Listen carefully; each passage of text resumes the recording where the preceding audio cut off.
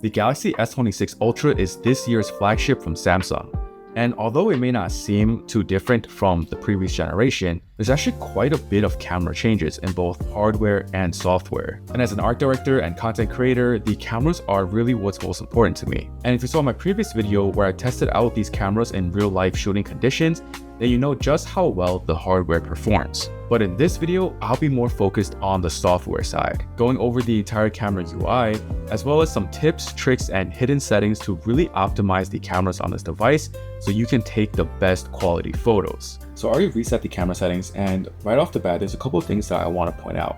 We'll be mostly going over the photo mode in this video, as well as the Pro and Expert RAW modes. So first, across the top, there are a couple of icons that are pretty self-explanatory. So the first one is just allowing you to turn on and off your flash. The 12 megapixel one allows you to change between 200, 50, and 12. And there's also a hidden 24 megapixel mode that I'll show you guys how to enable. Next to that is the motion photo. So for here, I like to keep this on auto because sometimes it's cool to be able to look at the video before and after you take that shot. And lastly, there are some filters that you can use to give your photos a unique style.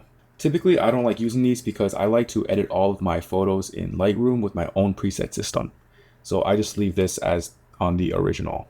Now, the first setting to turn off is this focus enhancer. When you have something close to the camera, that's when you'll see the focus enhancer. So focus enhancer sounds like it would be really helpful, but in my testing, the photos more often than not turn out blurrier and more processed compared to with it off. And on screen, I'll put up a comparison shot so you can see for yourself. Then moving into the middle, you have these different options to change your cameras. And when you click on them, you also have these really quick toggles for 30 and 100x zoom. There's also a hidden feature where if you hold and drag along this bar, you can quickly swipe in between any focal length that you need. Then on the right, we have this menu with the 4 dots. And if you click on it, it opens up a bunch more settings. Most of these I just leave by default, but if you wanted to take a timer photo, this is where you're able to access that. Within this menu, you'll also be able to dive into the settings to really optimize these cameras. And I just want to jump in and say that I know this isn't the most exciting video by any means, but I hope that these deep dives are still helpful and provide some value, because I bought this device with my own money, and for a $1,300 phone, don't you want to make the most out of it? So if you like this video and you want to support me, please subscribe. It's completely free and it really means a lot. And also share this video with a friend who also has the S26 Ultra and wants to take better photos. Because there's a ton of settings within this menu, I'm not going to go into detail about every single one, but I will focus on the most important ones.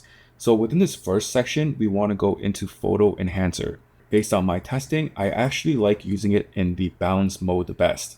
I find that there's typically less processing going on and the photos come out looking more natural.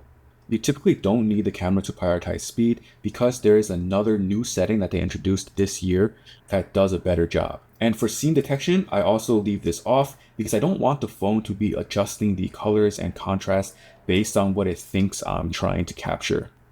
Next, under the photo section, we go into photo format. And this is where you're able to choose to capture raw files as well. So because I like to post-process my images and I always want to get the most out of them, I like to enable both RAW and JPEG capture. Moving down under videos, I like to enable high bitrate just so that we can capture the highest quality available. And with the S26 Ultra, Samsung introduced this APV format. Turning this on gives you the option to save videos as APV format. It doesn't mean that every single video will be saved as APV. Also, under this log setting, there is the ability to shoot log in both video and pro video mode. So this is really good for people who like to color grade and may not always want to dive into those pro modes, but still be able to capture log. Everything else is pretty standard, but if you do shoot an APV, I would highly recommend saving to external storage because those files can get really big. Now moving into the next section, I like to enable tracking autofocus because it helps capture moving subjects. Then under composition guide, I like to use the grid and level. This just gives you the rule of thirds grid as well as that level in the middle. Next, under shooting methods, I like to also enable floating shutter button. This gives you an extra shutter that you can reposition anywhere you want on the screen. And lastly, at the bottom, there's a setting called camera assistant. And if this is your first time opening this menu, then you might have to download it. And I don't know why they wanted to hide a lot of these settings under this menu, because they're really important to capturing the best quality photos. And at the top, the first thing that I turn off is auto lens switching. This allows you to have exact control over which lens you're shooting with. Because for example, if you want to use the 5x telephoto, it may not always use it if it feels like there's not enough light in the scene.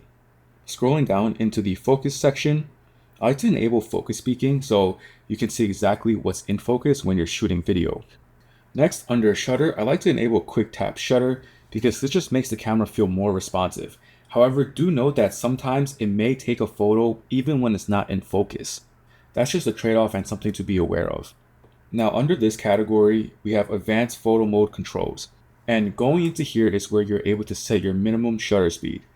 So this is really important because in the past, Samsung phones have always had trouble capturing moving subjects like pets or kids. But with this, you can set your minimum shutter and it'll be able to freeze motion a lot easier. There's 4 different settings to choose from, and typically I like to use 1/500 because it's a good balance of shutter speed without increasing ISO too much. You also have a maximum ISO option. However, I find that 400 ISO is often not high enough for low light conditions. So oftentimes the image will come out looking a bit too dark. I typically just leave this at none because I find that the noise reduction algorithm is pretty decent on the S26 Ultra. And finally, I really like to enable white balance control as well as exposure value control because this just gives you those really quick access sliders on the main camera UI. Up here, you can see we have white balance and you can really quickly adjust the white balance as well as the tint. And we also have exposure up here as well.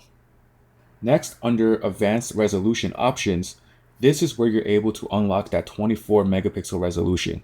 So this is new for the S26 Ultra, and this is honestly one of my favorite modes to shoot in because 24 megapixels give you more resolution for cropping and reframing in post, but also manages file size and processing. Within here, you also have the ability to enable keep 24 resolution. So every time you use the camera, it defaults to the 24 megapixels. And lastly, scrolling down, I like to enable presets in Pro mode. This just allows you to save your most used settings as a quick preset so you can access it quickly. The rest of these settings I pretty much keep by default, but if you did want a dedicated night mode, this is where you're able to enable that.